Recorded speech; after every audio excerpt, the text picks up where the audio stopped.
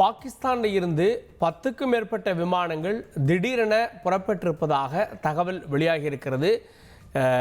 ஆளில்லா பயணிகள் விமானங்களை இயக்கி குழப்பத்தை ஏற்படுத்துகிறதா பாகிஸ்தான் அப்படின்ற கேள்வியும் ஏற்பட்டிருக்கிறது. வணிக வான்பரப்பை பாகிஸ்தான் தவறாக பயன்படுத்துவதாக இந்திய வெளியுறவுத்துறை இன்றைக்கி குற்றம் சாட்டியிருந்தது குறிப்பிடத்தக்கது. இந்த மாதிரி விமானங்களை பறக்க விட்டு அதுக்கப்புறமா ட்ரோன் தாக்குதல் நடத்த திட்டமா அப்படின்ற விஷயங்களும் கூட இதில் வெளிவந்திருக்கிறது. தொடர்ந்து திரு ஆசீர்வாதமாச்சாரி, இந்த 10 விமானங்கள் கிளம்பியிருக்கு அப்படின்றதுல ஒரு சஸ்பெக்ட் ஏதோ ஒரு செய்தி இருக்கதா பார்க்குறீங்களா? விவரங்கள்.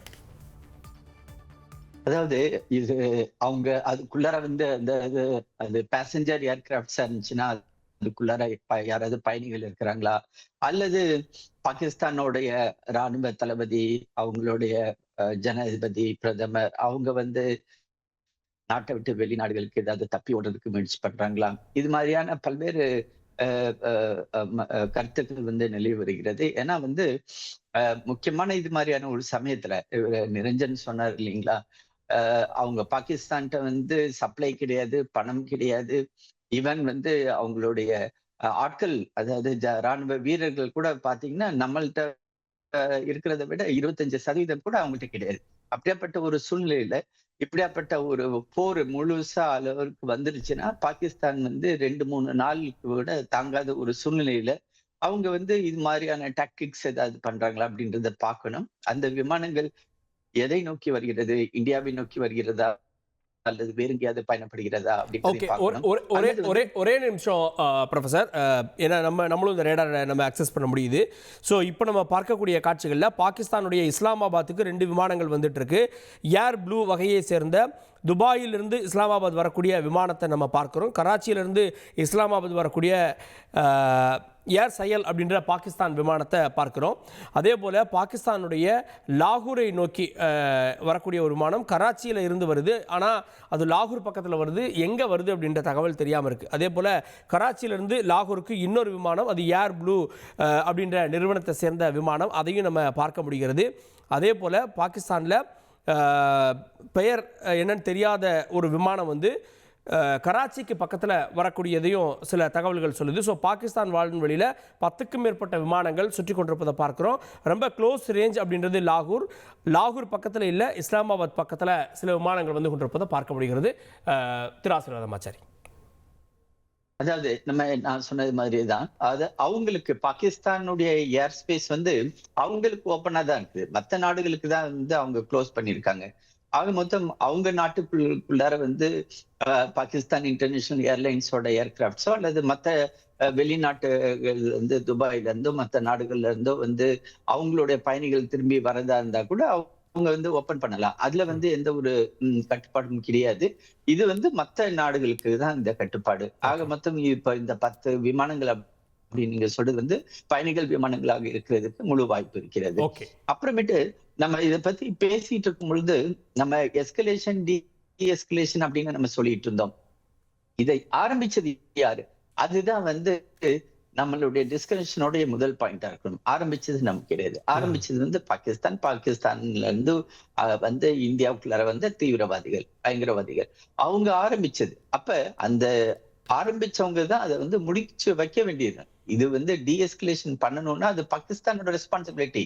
ஆனால் பாகிஸ்தான் அந்த ரெஸ்பான்சிபிலிட்டியை எடுத்து அதனை உணர்ந்து அதை வந்து நோக்கி போவார்களா அப்படின்றது வந்து ஒரு பெரிய கேள்விக்குறி. ஏன்னா வந்து அங்க வந்து அரசுன்ற ஒரு இயந்திரமே அங்க இல்லாம இருக்குது. அதுதான் வந்து இன்னைக்கு முழுக்க ராணுவத்தோட கட்டுப்பாட்டுக்குள்ளார போயிடுச்சு அந்த ஒரு நாடு. இது துரதிருஷ்டவசமான ஒரு சூழ்நிலை பாகிஸ்தான்ல நம்ம பார்த்துட்டு இருக்கோம். ஆரம்பத்துல இருந்து பார்த்துட்டு இருக்கோம். இப்ப ரொம்ப அதிகமாவே வந்து அது போயிட்டு இருக்குது. அப்படியாப்பட்ட சூழ்நிலையில டீஎஸ்கலேட் பண்ணுவாங்களா அப்படின்றது ஒரு கேள்விக்குறிதான். நம்ம வந்து இப்போ எல்லையை தாண்டி உள்ளுக்குள்ளார நம்மளுடைய விமானங்கள், போர்ப்படை விமானங்கள் போனாலும் சரி, அல்லது வந்து நம்மளுடைய இன்ஃபேன்ட்ரி ஆர்ம்டு பெட்டாலியன்ஸ் உள்ளுக்குள்ளார போனாலும் சரி, அது வந்து நிரஞ்சன் சொன்ன மாதிரி வந்து ஐவி வலம் இன்டெலிஜென்ஸ் இது இன்டர்நேஷனல் பார்டர் மூலமா தான் அதுக்குள்ளார போறதுக்கு வாய்ப்பு இருக்குது. அப்படி போனா வந்து அது அவங்களுடைய ஈஸ்ட் பஞ்சாப் அப்படின்னு சொல்றோம் இல்லைங்களா, நம்மளை பொறுத்தவரை நம்ம பஞ்சாப் இடையில அந்த பார்டரை தாண்டி போயிட்டோம்னா அது முடிஞ்சு போயிடும். 1 நாள் 2 நாளுக்குள்ளார அது வந்து பினிஷ் ஆயிடும் அந்த பார்ன்றது. நம்முடைய விமானங்கள்லாம் ஜெய்ப்பூர், அகமதாபாத் இந்த பெல்ட்டோட நின்றது. இதை தாண்டி ராஜஸ்தான்குள்ளேயோ, பஞ்சாப்குள்ளேயோ, ஹரியானாக்குள்ளேயோ, ஏன் ஹிமாச்சல் பகுதிக்குள்ளே, ஜம்மு காஷ்மீருக்குள்ளேயோ எந்த விமானங்களும் இல்லை தற்போது நிலைமையில். ஆனால் பாகிஸ்தானில் லாகூருக்கு பக்கத்தில் ஒரு விமானம் வந்து கொண்டிருக்கிறது. கராச்சியிலேருந்து அந்த விமானம் வருகிறது. PK-306 அப்படின்னு அது தெரிகிறது. அதிமுக்கிய விவரங்களை அனைவருக்கும் புரிய வைக்கும் பாட்காஸ்ட். தவிர்க்க முடியாத முதல் மக்கள் வளைகுடா நாடுகள் பிரான்சிஸுக்கு பிரியா விடை. சம்பவங்களை தேடி களத்திற்கே உங்களை அழைத்து செல்லும் ஸ்பாட்லைட். அங்க இருக்கக்கூடிய கள விவரங்கள் என்ன? கடந்த 5 வருஷமாவே சார் எனக்கு ரொம்ப பிடிக்கும் அவர் வர்றதுக்காக. எங்களுடைய நியாயமான கோரிக்கை. Even at the cost of stopping. பார்வையாளர்களையும் செய்திக்குள் பங்கெடுக்க செய்யும் மக்கள் குரல். 50 ரூபாய் எங்களுக்கு தண்ணிக்கு ஒரு தீர்வே இல்லைங்க 10 வருஷமா. எங்களுக்கு சரியான ஒரு விடிவு கிடைக்கவில்லை. 60,000 ஏக்கருக்கு தான் கேட்கிறோம். பிச்சை கேட்கறாங்க. புத்தம் புதிதாக, வித்தியாசமாக பாகிஸ்தான்லயே 4 இடம் என்ன படிக்கலாம்ன்றதுல பேரண்ட்ஸும் என்கரேஜ் பண்ணணும், ஸ்டூடெண்ட்ஸும் தேர்வு செஞ்சு. எனக்கும் சீமானனுக்கும் பெரிய வித்தியாசம் இல்லைங்க. ஒரு பாயிண்டா சொல்லணும். உங்களுக்கான தலைவர்களை பொழுதுபோக்கு தளத்தில் தேடாதீர்கள், போராட்ட களத்தில் தேடுங்கள். அனைத்தும் உங்களுக்காக. எப்போதும் இணைந்திருங்கள் தந்தி டிவியுடன்.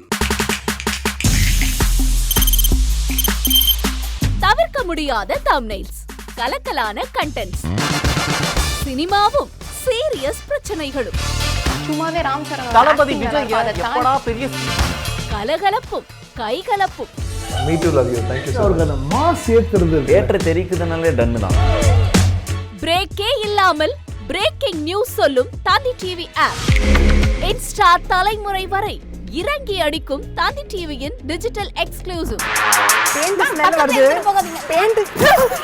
பாடி காமிச்சிங்க. அது அதை விட மோசம். இல்ல பாடி காமிச்சிங்கன்னா அது இன்னும் வெரி பேட். தந்தி டிவி ஆப்பை இலவசமா டவுன்லோட் செய்யுங்க.